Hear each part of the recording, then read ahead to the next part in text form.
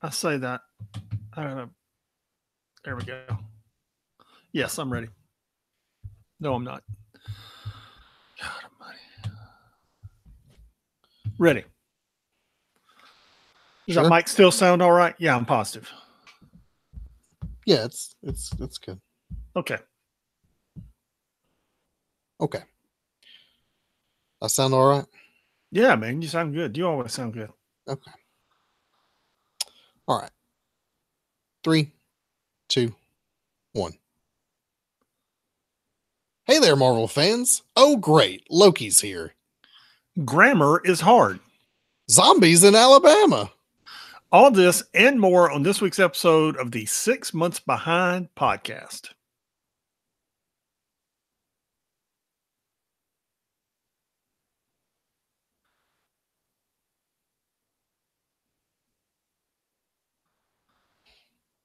Three, two, one. What is up? This is the 6 Month Behind podcast for the week of 9/17/18. I am Pat. And I'm Sean. And this week we're Josiah Bartlett and Leo McGarry just because we can be. How you doing, man? Because today is the 19th anniversary of The West Wing. Is it really? First episode? Yes. Premiered 19 years ago today. That don't make you feel old. They keep talking about it. I tell you what makes me feel old. They keep talking about a reboot, by the way. Yeah, they do. And I'd be totally down for it, but also seeing Bradley Whitford with white hair it freaks me out. I forget, I can't remember the guy's name, but he's one of the actors on This Is Us, is who Aaron Sorkin wants to be the president. Anyway, I've never seen that show, so I don't know. He's in the new Alien movie. He's in a couple of more things. He's in a lot of stuff, but anywho, I tell you what made me feel old is I'm talking to Ralph today, and I know Ralph's a little younger than me, but I'm talking to Ralph at church today, and we were talking about the fact that on the day Kevin was born, my son, who would be 32 right now, it was the day the space shuttle blew up in '88. And Ralph's like, yeah, I was in the 8th grade. I'm like, oh God, am I old? I'm having kids and he's still in the 8th grade. I'm like, dude, really? If it helps, I hadn't even been born yet. In '88? Yeah. Oh my gosh. What year were you born? It wouldn't have been '88. Couldn't have been '88. No, it's '86. '86, because Amanda was born in '88. I'm sorry. Yeah. Amanda was born in '86. Yeah. What year were you born? '89. Gosh, I'm so old. What were you doing in 1989? Chasing a 1-year-old and 3-year-old around and working hard trying to pay for them.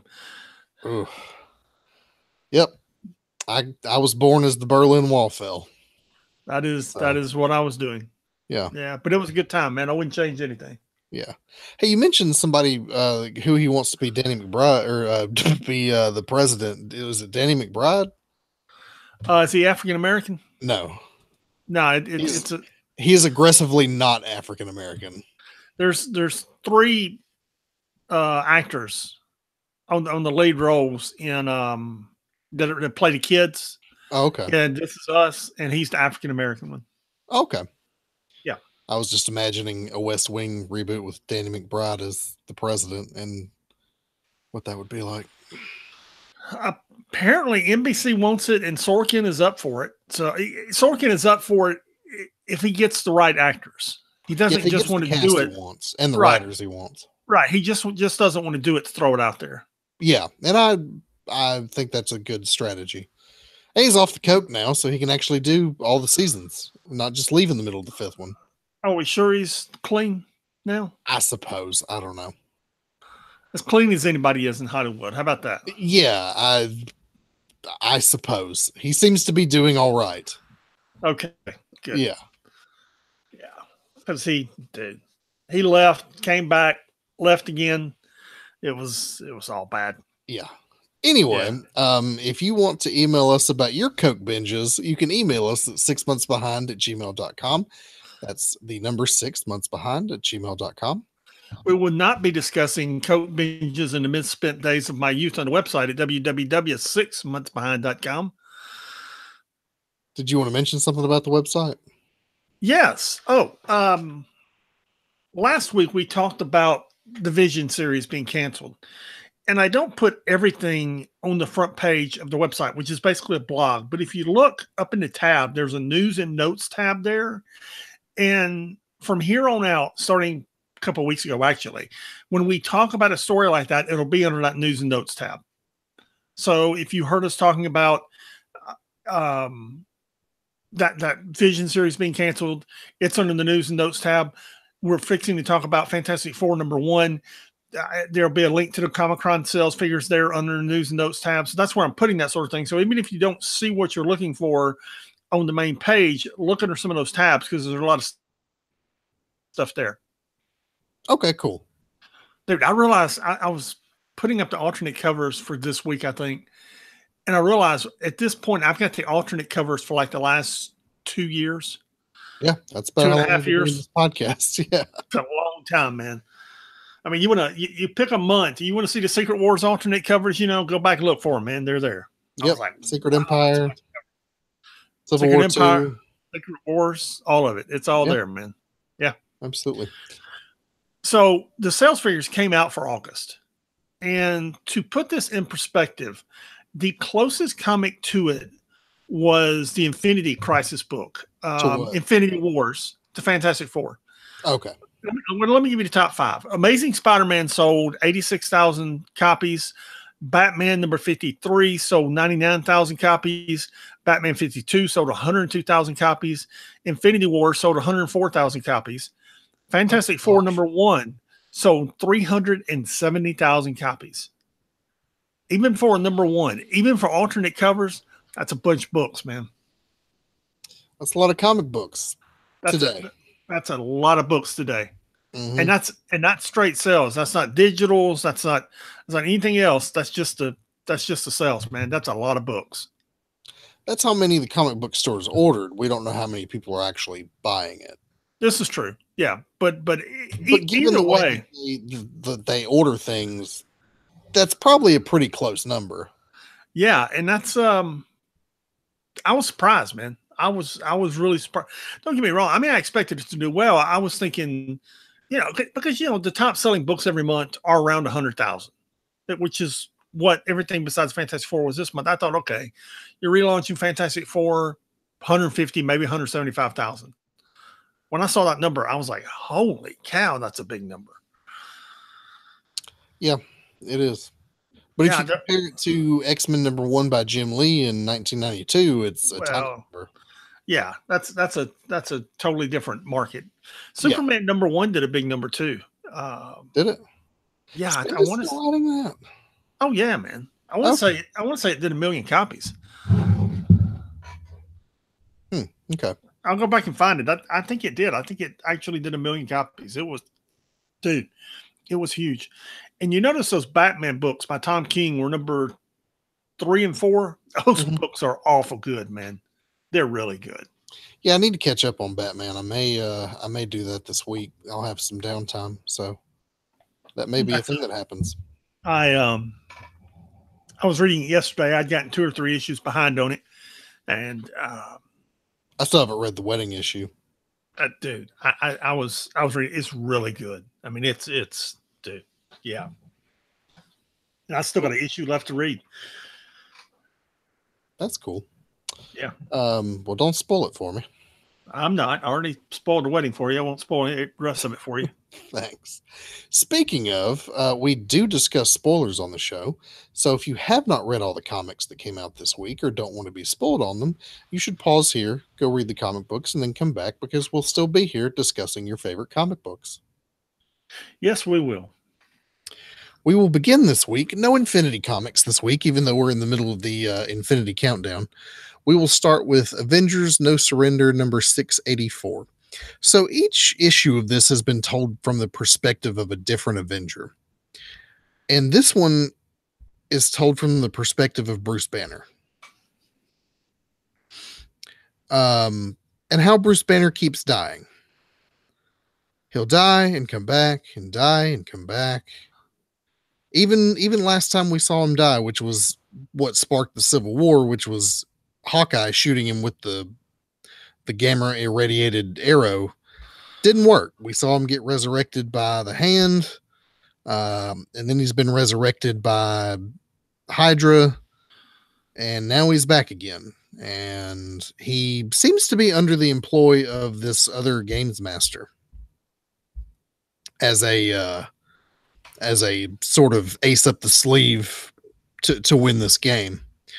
But the other game master has another ace up his sleeve, which turns out to be Voyager, which the Avengers are catching on to. She's not able to hold herself together so much. We get her origin. We find out that she's the game master's daughter, and that she's got her own scheme going. So this is all a wheels within wheels within wheels, the plot going on here. But before they can deal with Voyager, they've got to deal with a very angry resurrected Hulk beating down their door. Cue up Red Hulk wearing Iron Man armor, and we'll see what happens. Yeah, let me. And at the back here, it shows each issue where he died. Yes, and was resurrected. Yes, and this is. He's not going away this time. The Hand resurrected him temporarily. You know, he supposedly went to heaven. Then Steve Rogers, evil Steve Rogers, resurrected him with the Cosmic Cube. And then when he was finished, you know, he died again. He's back this time. Yeah, he's back. He's getting his own monthly series, which will probably be shipping fairly soon. I mean, I saw issue 5 or 6 on the newsstand Wednesday. So yeah, he's back. Yeah, I think they're playing up the whole immortal thing too, because that's the name of the comic, is the Immortal Hulk, and they're going to play up the whole idea that he can't be killed. Yeah, and I kind of like that they took some, because this is a long arc, man. I mean, this thing runs for like 14, 16 issues. Yeah. So I like that each issue they're diving into different characters and doing different things. Yeah, I agree. Yeah. I like that it's told from a different perspective every issue. Right. Yeah, absolutely. Yeah. So yeah, I enjoyed it when I read it on the newsstand, and I'm enjoying it now. And yeah, I do. I'm into it. So it's all good. Good. Next, we have Astonishing X-Men number 9. So Protus has taken possession of Psylocke and X, as he's calling himself now. And it's pretty funny because they got to go in and rescue him. So Archangel goes in, he just kind of makes a cocoon for he and Betsy Braddock. Whereas Logan decides he'll just stab X and the metal will free him, because Phantom X has a healing factor. The problem is, when Charles took his body, he changed his what am I looking for here? Not his physique, but his genetic makeup, his physiology. Yeah, his genetic makeup. He changed it. Apparently he doesn't have the healing factor anymore. Oh, so when Logan stabs him, he's like, "Oops." I don't think it would break Logan's heart if he died. I don't think it would bother him at all. No, stab first, ask questions later. There's an issue I read. It's in that 2-in-1 book I'm going to review in a little while. It's pretty funny. Logan has to apologize for stabbing somebody, and he's like, you'd be amazed how often I have to apologize for stabbing people. It's pretty good. The rest of this is Protus Village in Ireland and giving the people their desires, which the way they think it will. So there you go. Because it's one thing if I came along and said, I'm going to give you everything you want, but if you've got 10,000 people and you give all of them everything they want, suddenly their needs start cross-secting. And you may want her for your lover or wife, and she doesn't want you, she wants him, and suddenly it all goes bad. Okay.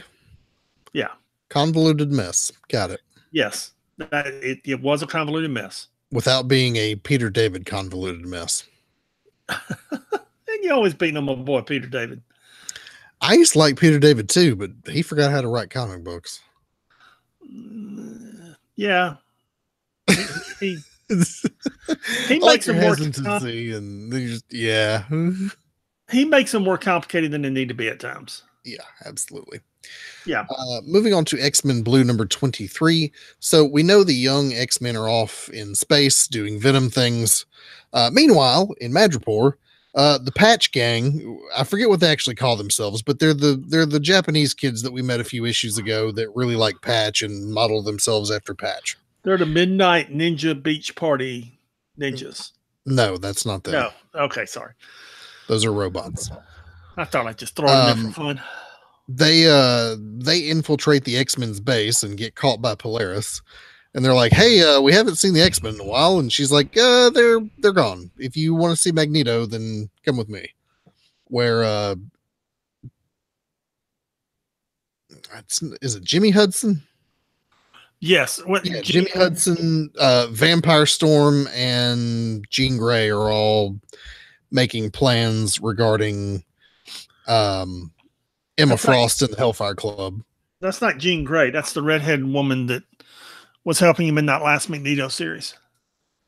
Oh, okay. Well, whatever. The last we saw of Jean Grey, she was in space and she was dead. Well, I thought there's so many Jean Greys running around these days. Yes. Meanwhile, in Colombia, you have Bastion and some other folks beating up some Sentinels, who in Havoc in particular. Something to do with this whole Mother Vine story they're leading up to. Anyway, Magneto goes and confronts Sebastian Shaw. They get into a big fight. There's going to be a scrape with some other X-Men. Zorn shows up. Miss Sinister and Bastion and Havoc and Emma Frost are scheming. I don't know.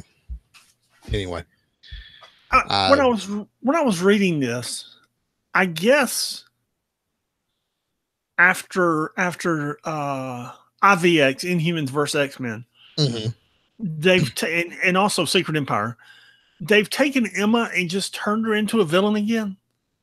She was never not a villain. Did she spend years with the X-Men being? Yeah, but I mean, after come IVX, she became a villain and hasn't been anything but a villain since. Let's see, but it got confusing during Secret Empire because her and Beast knew that she was manipulating Zorn to help run that nation out there that they had during Secret Empire. Sure, but that didn't make her a good guy. No, it made it convoluted. It made her a tweener. How about that? Yeah, I mean, alliances shifted during that whole thing. Yeah. So anyway, but I saw some stuff in the Marvel previews, and they're making her full on villain again. Oh yeah, and I'm fine with that. She'd been a good guy for ages, 15 years or something, maybe longer. No, it'd been longer than 15 years. It's closer to like 17 or 18, and yeah, I'm fine with that. Yeah, and we discussed it back during IVX that, she basically lost her mind when Scott Summers died. Right. She cracked up and they gave her a good reason for being a villain. Right. And she never came back around the corner again. So it's all good. Yeah. Next we have New Mutants #1. This is kind of an interesting book. I enjoyed this. Is this a limited series or an ongoing series? I don't know. It's a bunch of characters that I enjoy. It's Magic, Boom Boom, Richter, Strong Guy, and Wolfsbane. The New Mutants. They weren't all New Mutants. Yeah, mostly. Strong Guy was in X Factor for years. Yeah. And they're in this town. In Baldwin County, Alabama. Is that Baldwin County, Alabama? Baldwin County, Alabama, yeah. Where did I miss that? It's like the first page. Oh, it is. Yeah. Okay. Yeah, I did not realize it was Baldwin County, Alabama. Sure is. So, anywho, all the people have been dead and they're missing, and the New Mutants have been sent there to investigate. And then the people who are left are zombies, and some of them are um, not zombies. And it all turns out it has to do with this lady who's a witch, and they basically stole some gem from her. Yeah, they stole her something from her, so she overreacted and raised all the dead to get revenge. Right. So your basic witch stuff. Right. And there at the end, the last few pages, we find out that they're working for the Hitachi Corporation, who is being run by Karma. What's Karma's real name? I forget. Zian Shan. No, let me do it again. Zia Shan Kwaman runs the company, and she's hired the New Mutants to go out and do this sort of thing. And specifically paranormal stuff. Yes. So I don't really know how she wound up running a company, and I don't know why she hired this team of New Mutants. And we'll see. You enjoyed it. I thought it was we'll see where it goes. I liked it. I had a hard time placing the timeline because I couldn't tell if this was happening in present day, which I believe it is, or if it was like back during the New Mutant era, because all of them look so young. And I think that's just the part of the artist's style, but I was confused. It took me a minute because Ilana doesn't look like herself. She's dressed in her old goth clothing, which made me think she was a little girl again. Yeah, that did confuse me. I think it's current, and I just think that's the artist's rendering of how he thinks Illyana looks. Right. And I imagine for this mission, they were told to be low key. Don't look like X-Men walking around. Right. So, yeah. I'm interested to see where it goes. Okay. All New Wolverine 32. First of all, I would just want to say that David Lopez did a really good job on this cover. I like this cover a lot. Yeah. We're continuing with the Orphans of X theme. So there's this little girl, her father was Secret Service and was guarding a presidential candidate at one point in time.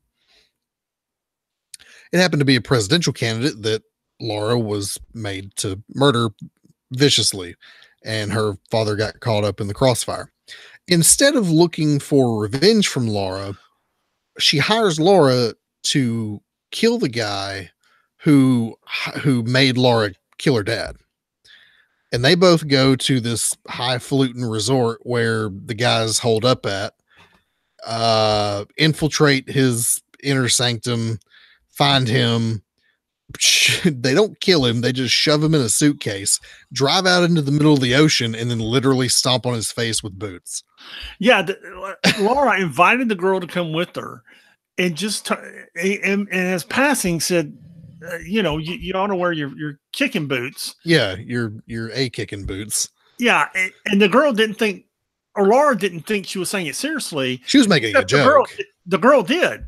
So she really does bring a pair of boots to kick this guy with, which was pretty entertaining. Yeah, and the issue ends with them stomping the guy. Yeah. Yeah, it was I enjoyed it thoroughly. I've enjoyed this all new Wolverine series immensely. Yes. Something I'm not enjoying that's kind of gotten off the rails is it's a little stale. Is Weapon X number 15. Yeah, a little stale. Yeah, the team they're tired of being cooped up in the spaceship that I guess Amadeus Cho gave them. And Wolverine's looking into things. He's looking into the fact that Sabretooth and the young lady whose name Lady Deathstrike are villains. They're just pretending to be heroes. And I don't know why that's a shock to him. And then it turns out on his birthday every year, Sabretooth attacks him and tries to kill him. Yeah. Well, we've known that. I didn't. Did you not? It's come up a few times. Has it come up before? Yeah. Okay. I don't remember it. So that leads to them fighting it out, wrecking the ship going back for repairs, everybody else being abandoned. It's not bad. It's a pretty good issue. It's just yeah. Yeah, we're 15 issues in, and it feels like it's lost its direction a little bit. Yeah, it does. Yeah, it does. It wasn't bad. It was just, It was not stellar. and I'll tell you something else I don't like is they it was during Axis where they made Sabretooth a hero, and he's wanted to be a hero, and he's wanting to slowly, and he's wanting to redeem himself for everything he did. And in Greg Pak here in writing this is making him a villain again. What and I don't pick a direction. I wanted to see him as a hero, him being in conflict. What happens when they run into the Avengers and he has to team up with Avengers?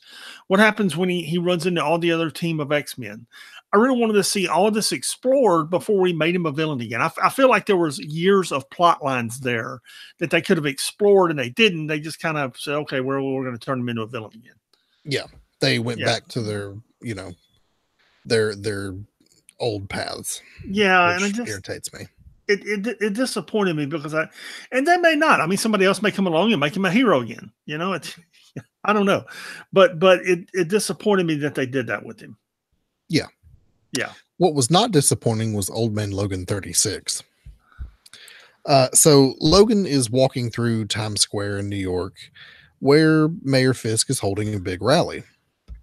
And, you get this little inner monologue from him about how, what he wants to do is just legislate superheroes into non-existence.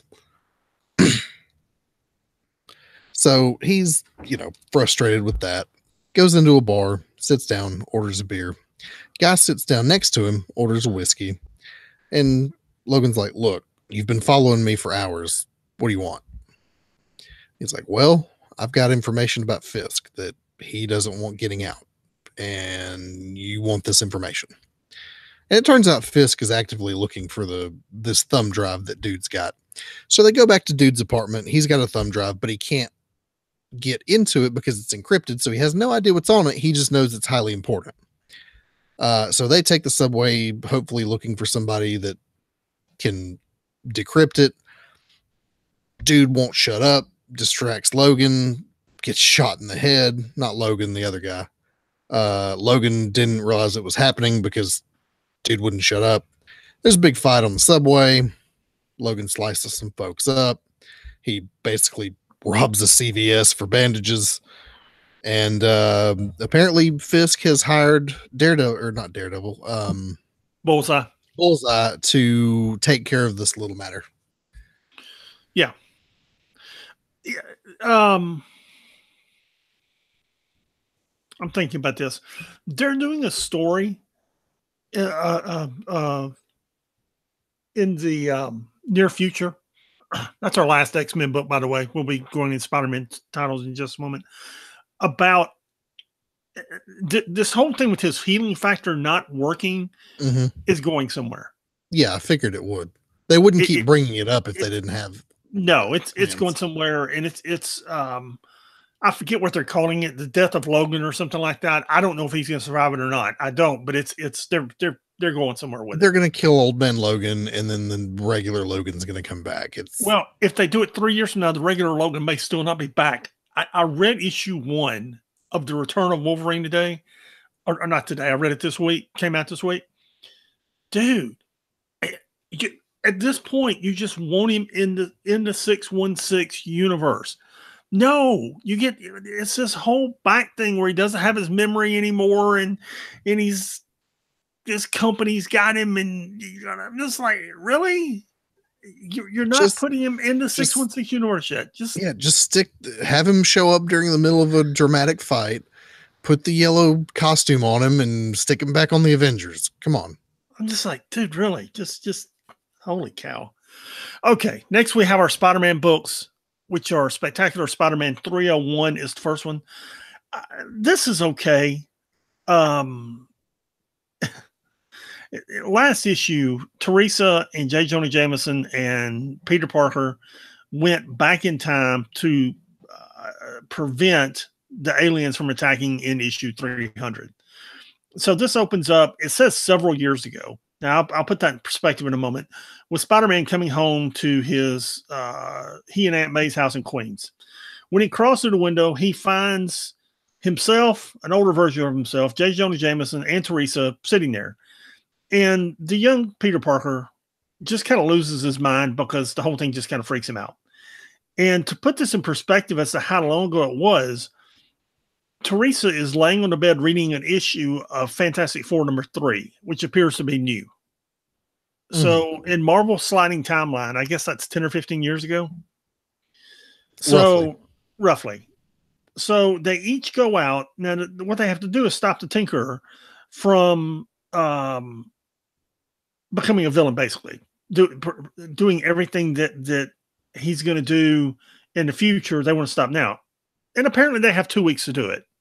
So having 2 weeks to kill, old Peter goes out with young Peter and they just start beating up his villains. You know, it's Doc Ock, it's the Goblin, Vulture. They just go out and capture his old villains because old Peter knows what's going to happen, so he helps young Peter prevent it. J. Jonah Jameson goes and sees himself at the Daily Bugle. And, you know, they discuss all the possibilities of everything they can do. Probably the coolest scene in this page in the book is Teresa goes to talk to her CIA contact, who turns out to be Nicholas Fury. Yeah. The old Nick Fury. The old Nick Fury, working for the CIA and not working for S.H.I.E.L.D. yet. Yeah. This, if we were to take this Marvel sliding timeline, which is 10 to 15 years, and put it into perspective of our time, it's like 1965.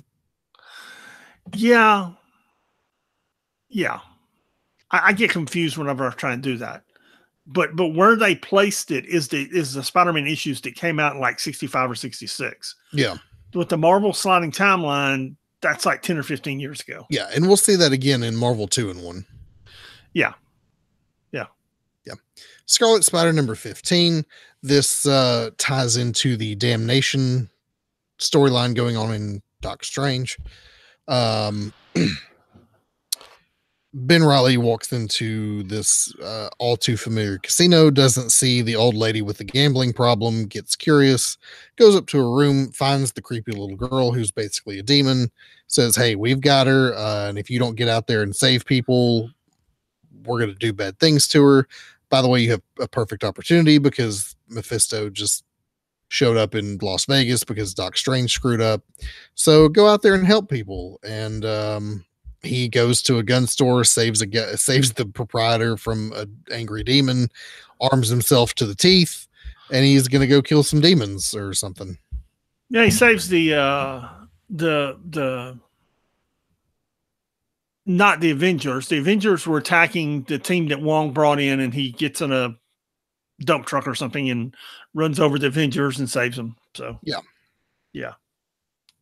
Next we have Spider-Man Deadpool #29. I have a lot of issues with this book. Mm-hmm. Allow me to run through a couple of them. As I say every time I review it, it's a blatant money grab. I can deal with that. You're putting it out twice a month.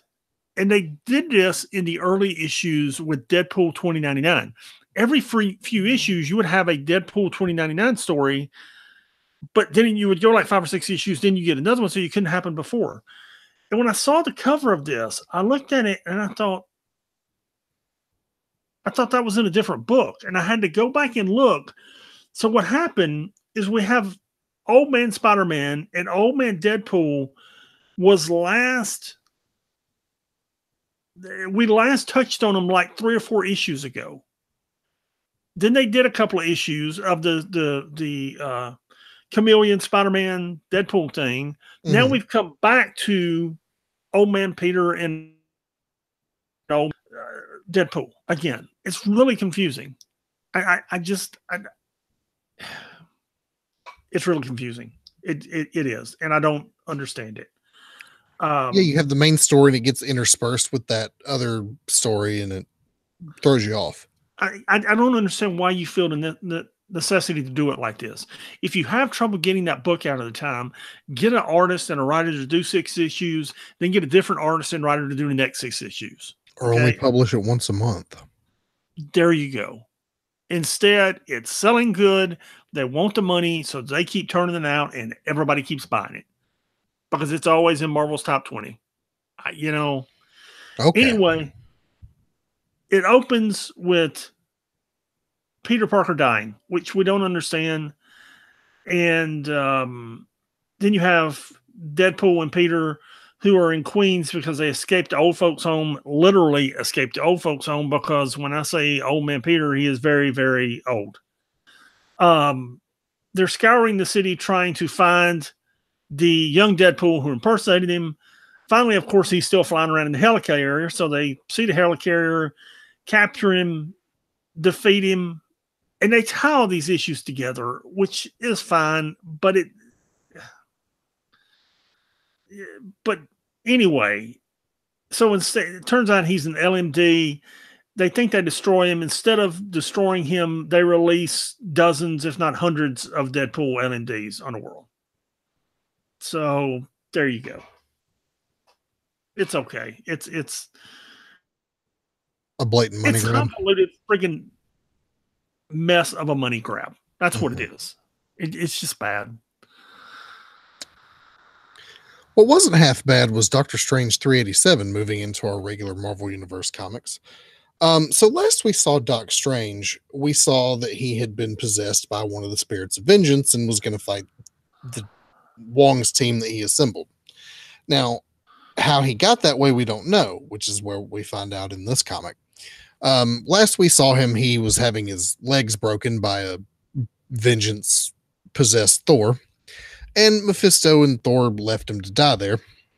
So he's just laying there thinking about dying when an astral projection of Wong shows up and says, "Hey, I put a team together of all these people. Here's why I put them together, because they either have no soul or they're damned, and nobody in hell wants them, which means they can operate with impunity. We're coming to rescue you. Also, there's somebody else here that you're going to recognize, and they're here to help you." He thinks it's Zelma, which, as soon as Wong's image fades away, we realize it's Clea. Clea helps him up, sets his broken legs in a way that is very painful. And she's like, "Oh, by the way, it's not just me. I called in the big guns," which is when Wanda Maximoff and Loki show up. Now, if you've been reading this comic, you know that he and Loki very recently had not been getting along. And he's like, "Oh, great, Loki's here." So the four of them are able to make an escape, and they're fighting some demons to try to escape, which is when we realize that Clea is not Clea at all. She's a possessed Captain Marvel who has tricked Steven, and now he's possessed by what look like spirits of vengeance. He thinks he's fighting demons when in reality it's him fighting his friends. So yeah, that's how that happened. It was pretty good. I enjoyed this. It was pretty good. I did enjoy it. I tell you what was also pretty good is we've been teased, and I just beat up Spider-Man Deadpool. My problem with Spider-Man Deadpool is it's just a money grab, and it's not a well-produced money grab. Deadpool 296 is what Deadpool should be, okay, which is a really good comic book evaluating, going deeper into the psyche of Wade Wilson, which is what this issue does. And it does it by fighting Captain America. Of course, he's obviously very angry at Captain America. And the root of this is when Captain America wasn't evil, he got Wade Wilson on the Avengers, and he wanted Wade Wilson there. Mm-hmm. And Wade's like, the only reason you got me there was because Logan died and you didn't have anybody to do your dirty work and kill people.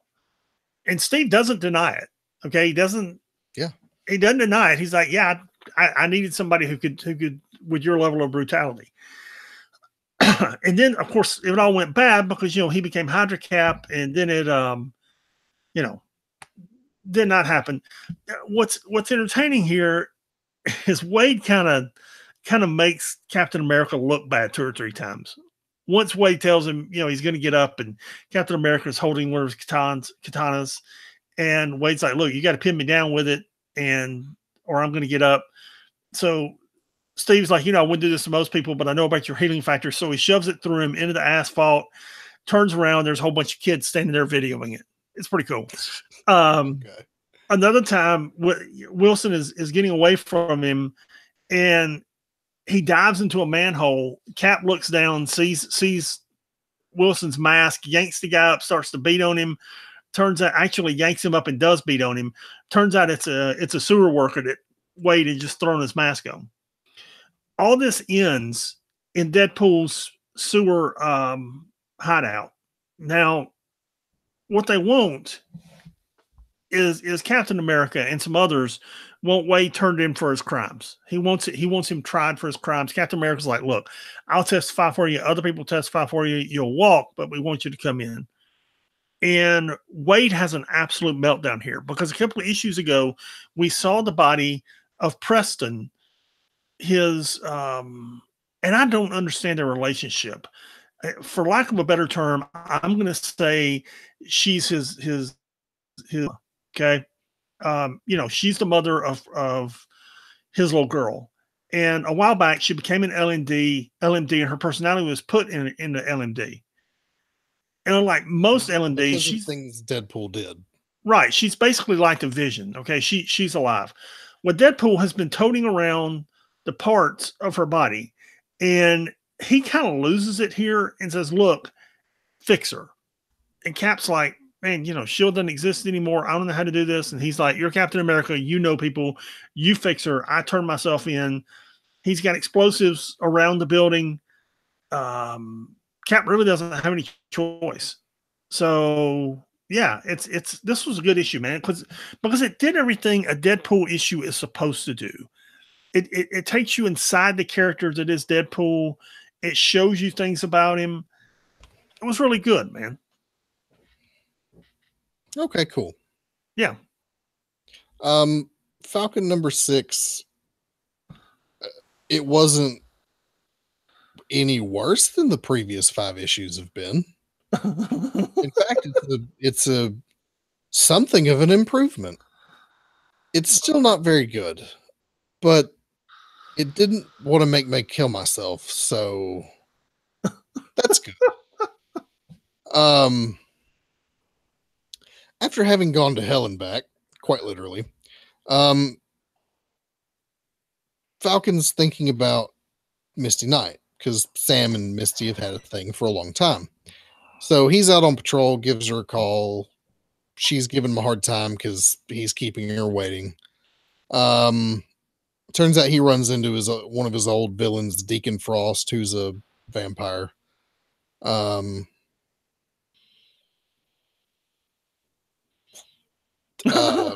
Patriot's got a thing going on with some teenage girl. I don't know.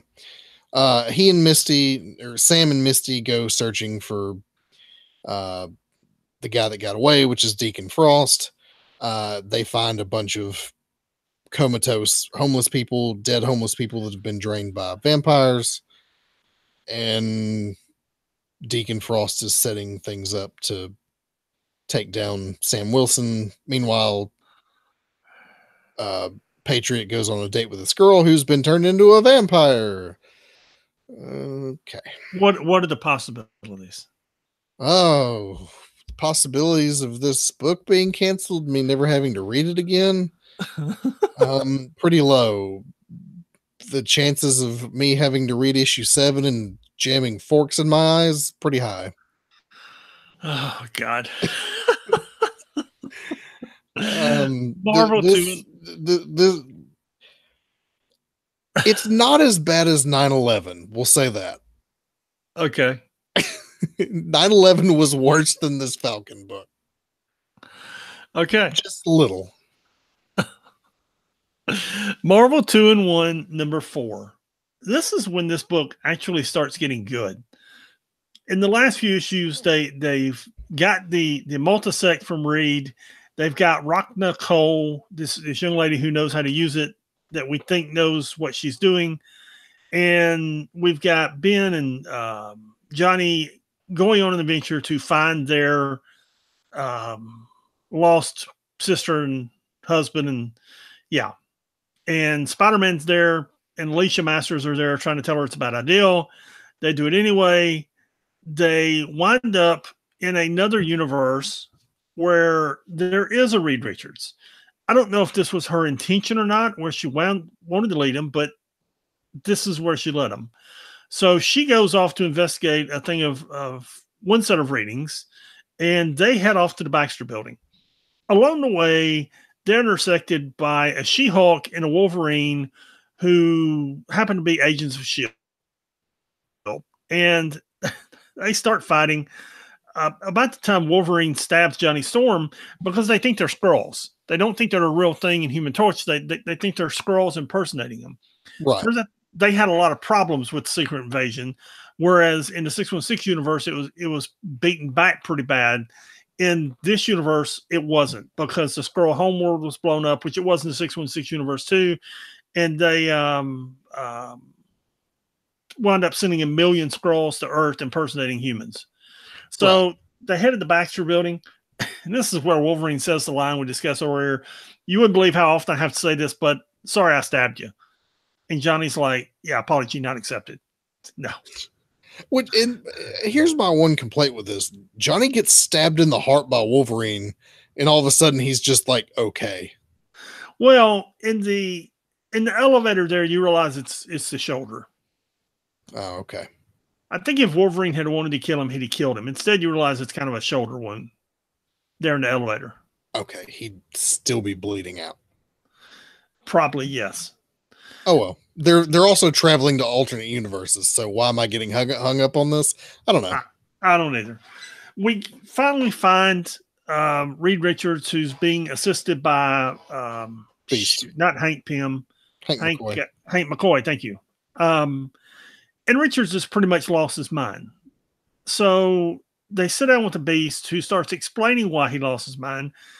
Because when Galactus came and they faced Galactus the first time, they lost. The Ben Grimm wound up dead. Reed and Sue couldn't save the day.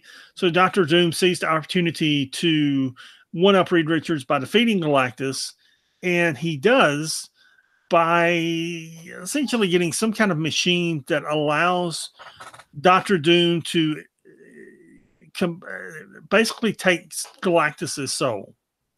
And he takes over the body of Galactus, and essentially now he's Galactus. Yes.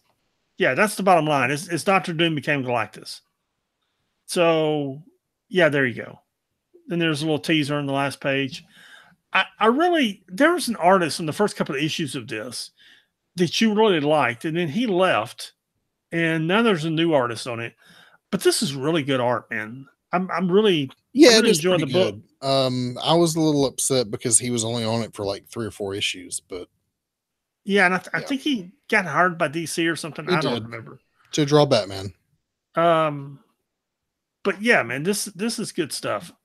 And this is matter of fact, the 2-page spread on page 16 is really good. I just enjoyed the art and the whole thing. I enjoyed the book. I enjoyed the stuff he drew with Galactus. Looks good. Yeah, man, it's a good looking book.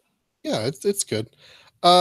We've talked about in the past, DC is getting a lot of talent from Marvel, especially here in the last year or so. Bendis, the guy whose name I can't remember that was drawing this, Tom King, the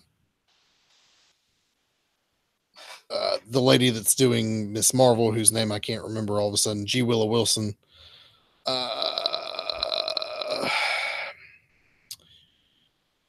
The only thing I can think is that DC is willing to pay more money. Apparently. That's got to be the bottom line. It can't be the deals are better. It can't be you might have a film option. It's got to be just straight dollar signs. In Bendis's case, I don't think it was. With everybody else, yes, it's money. The Bendis thing didn't make me think that, because Bendis has been at Marvel so long, he'd run out of things to do, and he didn't have the freedom that he had that DC was promising him. So that made sense. But all of a sudden, you just saw an exodus of these talented artists and writers to DC, only thing I can think is moolah. Yeah, I'm with you, man. They sign fatter checks, and that's the only thing I can think. Yeah, I totally agree. Speaking of fat checks, Frank Castle may have written a check that his butt can't cash. So we're continuing with this storyline. Nick Fury gave him the War Machine armor and sent him to Trinaya to round up a dictator and a bunch of ex-SHIELD agents who went to work for this dictator. He does what you think he does, shows up, kills a bunch of people in spectacular fashion, all in trying to kill this dictator who he interrupts a big rally for. At some point he literally sticks an explosive inside the helmet of one of these guys and blows his head off. Head go boom. The issue ends with the evil tyrant launching the nuclear missiles and Frank Castle having to figure out what to do with it. How does he stop a nuclear missile? There you go. Don't make me review Squirrel Girl in the future. Why? Dude, I hate Squirrel Girl, man. Let me rephrase that. Squirrel Girl isn't for me. Okay, it's not. It sells very well. It's not getting canceled with all the legacy cancelings. It's a good book. It's just not in my wheelhouse. It is so far removed from my wheelhouse. I have trouble talking about it. It was better than Falcon. You know what? It was. Okay. And what they're doing here is really, it's entertaining because it's different from any other book. Okay. There's not a, Gwenpool was the only book that was close to this one. Mm-hmm. And just, it's, what are the words I'm looking for here? It's off-brand humor. That's not right. It's storytelling. It's goofy humor and storytelling. It's just kind of what happens when you let a Marvel writer do whatever they want. When you tell them, think of the craziest thing you could possibly think of, you're allowed to do it every single issue, and that's what you get. Yeah. I mean, a squirrel gets the power cosmic and becomes the Silver Squirrel. Yes, the Silver Squirrel. That's what Tippy becomes at one point during this issue. Yeah. And then the other girl gets it for a few minutes. Nancy, is that her name? Yeah. She gets it for a few minutes. So they managed to divert the missiles that the 16 planets, peoples, galaxies that are chasing the Silver Surfer had shot at them. Then they go to the bridge of the ship where all the 16 people are there. They explained that, the Silver Surfer didn't do this. A bunch of surfers painted up as Silver Surfer did it. And because these species, that's the word I'm looking for, have nothing to hold them together anymore, a common goal, if you will, then suddenly they're all fighting each other again because that's what they were doing before the thing. So Squirrel Girl does what she does and begins slowly negotiating peace between all these species, which she actually winds up drawing it out onto a chalkboard, what she's got to do to make everybody happy, which is fine. Along the way, Nancy and Tippy don't think that these surfer dudes are going to be punished the way they should, so they want the power cosmic so they can punish them. And then, of course, Silver Surfer and Squirrel Girl get there and have to talk Nancy off the ledge from punishing them because that's what she does. Squirrel Girl doesn't really beat anybody up. She just talks everybody to death. All right? She just talks until they're tired of fighting and they give up because they want her to shut up. Yeah. Okay? Which is kind of my opinion of this book. Everybody lives happily ever after. There you go. Okay. Yeah. I think it deserves better than that, but okay. Oh, well, give me some comments on it, man. Talk me up about it. The humor is if you like humorous, silly, off the wall stuff, this is a book for you. The comments by the writer at the bottom of each page are hilarious. They might be the best part of the book. Yeah, they are good. I would give you that. It's really creative every issue. I mean, to come up with, yes, it's off the wall, goofy, weird, but to be able to do that and deliver 30 issues straight isn't easy. No, it's not. It's not. It's just. And it never fails to make me laugh out loud. Okay. This book is just not for me, man. It's not. I understand. Thrawn. Moving on to Star Wars, Thrawn number Thrawn is 2. for me. Darth Vader is for me. Squirrel Girl isn't. Yeah. How'd you feel about this Thrawn comic? I'm enjoying it. I am too. So this is a month later from the first issue. Thrawn and his aide have been assigned to a ship, and they come across a abandoned spaceship that's carrying very precious cargo. So they decide, since the cargo is so precious, they'll go recover it, which is when they meet one of the remaining crew members on the ship, who tells them all about the ship and what they were doing and how it happened. And as you may guess, this crew member was in fact not a crew member at all, but a member of a group of pirates who capture all the Imperials who have boarded the ship and place them in the brig. When Thrawn comes up with a plan to not only rescue the crew of the ship that has also been imprisoned, but to save the resources and find the home planet of these pirates that are a particular sore spot for for Grand Moff Tarkin. Grand Moff Tarkin has a personal vendetta against this particular band of pirates, so he uses his leverage to find out where their home base is. So yeah, it was good. You can understand why Admiral Thrawn rose so high so quickly within the Imperial ranks, especially for someone who is not just of an alien race, but one that doesn't really exist in our galaxy. Yeah. Next, we have Darth Vader number 13. This is something I really enjoyed. And I shouldn't beat up on Squirrel Girl like that, but dude, it's just not for me, man. Yeah, if you remember the issue of Star Wars we did last week, where they're meeting on Mon Cala to discuss rebellion and all that, well, this is going to play directly into what's going on here, even though this is happening in the past. Yeah, so it opens with Anakin Vader, if you will, basically reshaping the events to the end of episode 3, where it would be Obi-Wan who dies instead of him. Then he comes out and he's been summoned by the Emperor to go to Mon Cala and help negotiate what's going on there. And I think it also establishes some of Vader's, in the last issue, they were discussing Vader's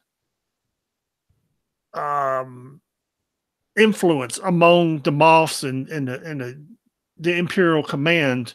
So sending him out there with Grand Moff Tarkin is a statement. And what happens is Grand Moff Tarkin, they've been negotiating with these people there on Mon Cala, and it's just not going anywhere.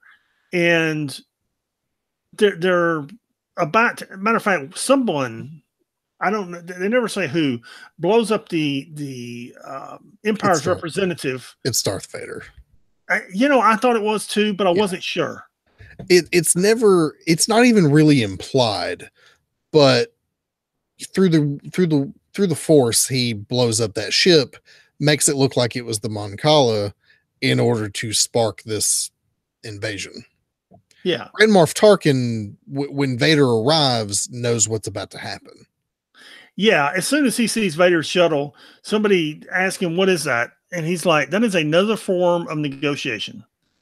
And because Vader is there, and his form of negotiating involves killing people until you agree, it doesn't involve actually negotiating.